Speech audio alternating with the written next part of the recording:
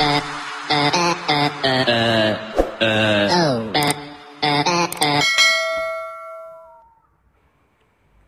guys, kembali lagi kita berkongsi kisah seram di Mitos Misteri Channel. Semoga terhibur apa yang saya kongsikan dan santai guys, jangan tertidur ya. Kita layan seram dulu guys. Oke, apa yang saya kongsikan di sini bukan menggalakkan atau mendorong perkara yang tidak baik, tetapi hanya sekedar hiburan saja guys. Oke guys, mari kita berkongsi cerita, oke? Kali ini saya berkongsi kisah pengalaman saya seram yang berlaku kepada diri saya ketika masih kanak-kanak lagi. Begini kisahnya. Kami dibesarkan hasil usaha ibu bapak sebagai petani, yang kehidupan kami sederhana saja, cukup keperluan seperti keluarga lain. Setiap hari selepas balik dari sekolah, kami di adik-beradik akan ke ladang menolong ibu bapak sampai ke petang. Inilah tugas saya seterusnya. Satu hari bapak ingin meluaskan ladang sayur. Jadi bapak membersihkan atau menebang pohon dan rumput-rumput yang agak lebat dan tinggi. Saya pula ketika itu coba memotong anak-anak pohon yang tersisa atau tertinggal. Namun apa yang mengherankan kepada saya, bapak tidak membersihkan rumput dan pokok yang berada di kali berhampiran dekat ladang. Saya tertarik melihat kali tersebut. Disebabkan ada air dan seperti kolam, ini pas bagi saya dan seronok ketika saya kanak-kanak. Untuk bermain, kalau ada pun ikan boleh mendapatkan hasil, walaupun anak-anak ikan pasti seronok dicari. Ketika itu saya membersihkan anak-anak pohon yang berada di kali sambil menangkap ikan. Anak-anak ikan yang kecil memang seronok, malah tidak disedari sampai ke hari petang.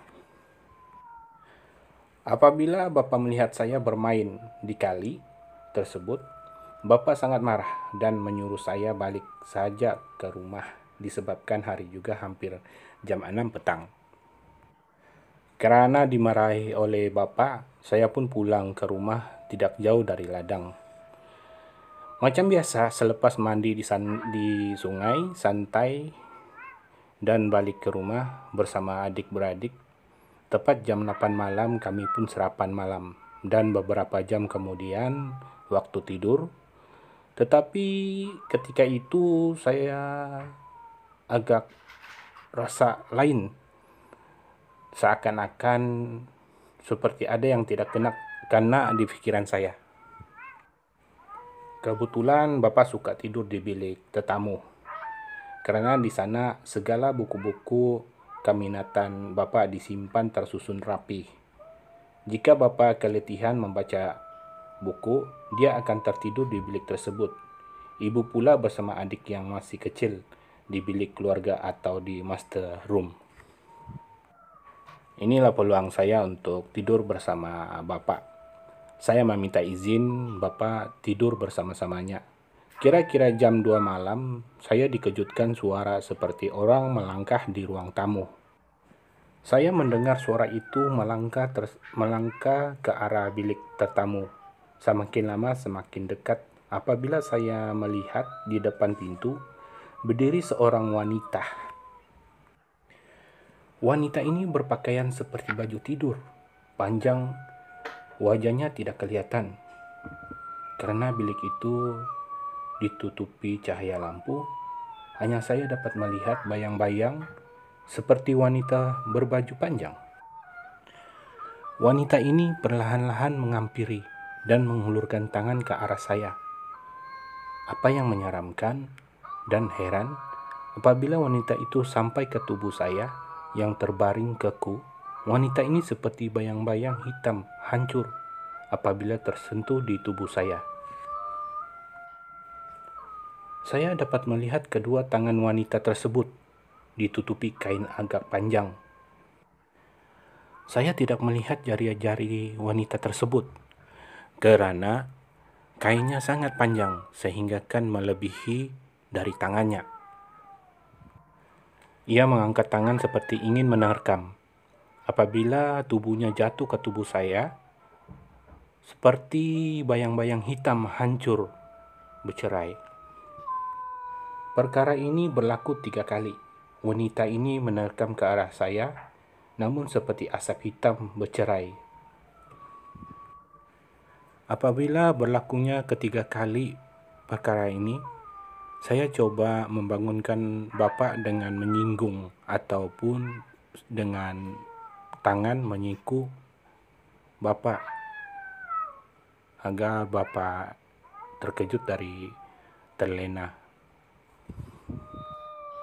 Ketika Bapak bangun dan menyalakan lampu, saya pun menceritakan apa yang terjadi sebentar tadi. Bapak merasa agak pelik dalam keadaan saya karena tubuh saya berkeringat ketika itu, dan membawa saya berdoa. Beberapa menit kemudian kami sambung tidur. Kali ini saya tidak tidur berbaring, tetapi muka ke lantai atau tiarap. Disinilah saya mendengar suara seperti ranting dipatahkan berapa kali di luar rumah. Agak jelas bunyinya.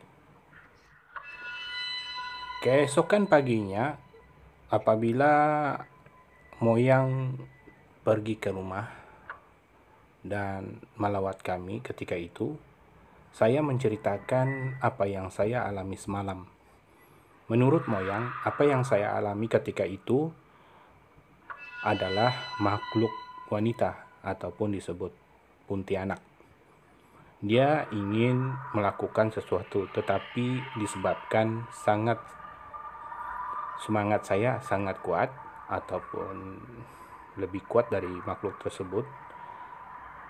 Makhluk tersebut tidak mampu melakukan apa yang diinginkannya. Kata moyang juga, apa yang saya mendengar bunyi seperti ranting dipatahkan itu adalah kukunya yang gatal ingin melakukan sesuatu, tetapi tidak mampu dilakukannya. Disebabkan penasaran atau teringin sangat, kuku-kukunya gatal ingin memangsa korban ketika itu. Saya dapat menganggap mungkin makhluk tersebut berasal dari kali yang tempat saya bermain ketika itu. Mungkin karena makhluk tersebut marah, tampaknya diganggu dan ingin membalas kepada saya ataupun ingin membalas dendam kepada saya. Namun oleh karena kekuatan semangat saya lagi kuat, makhluk tersebut tidak dapat melakukan sesuatu atau perkara yang tidak diingini. Saya masih ingat lagi ketika di rumah lama kami, berbagai dugaan yang saya lalui, ketakutan, seram, misteri yang saya alami.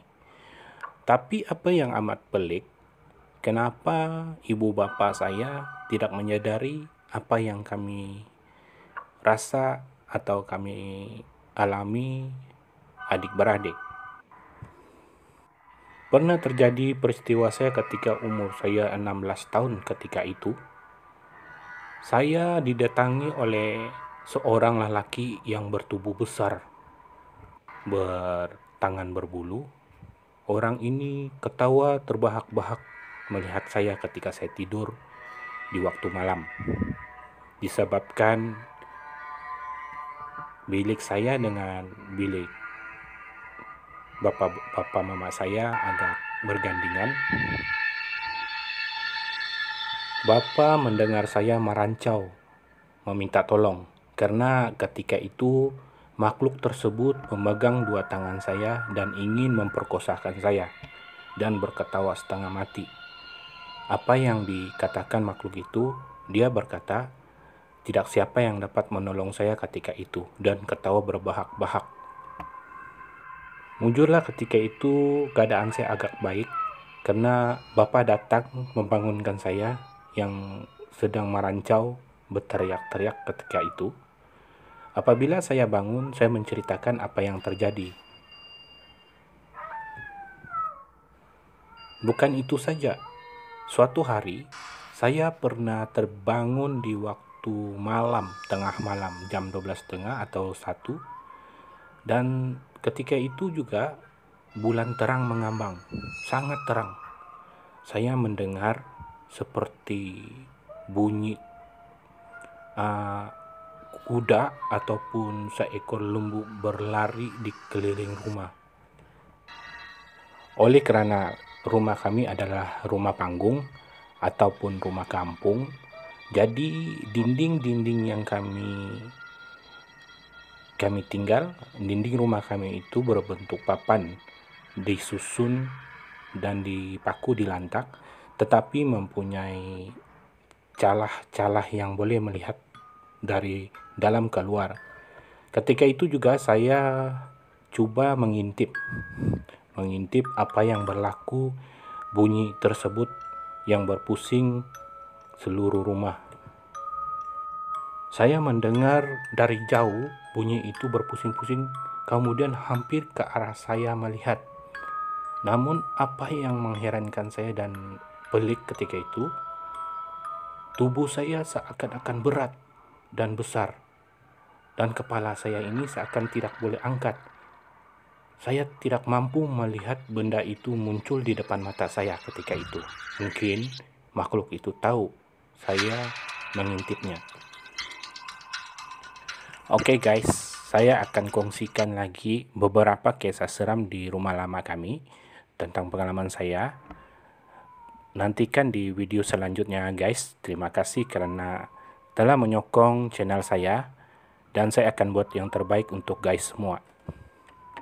Jangan lupa subscribe ya guys, komen, like, dan share kepada teman-teman.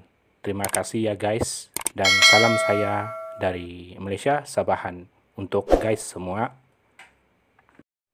Dan santai guys, kita layan seram. Bye.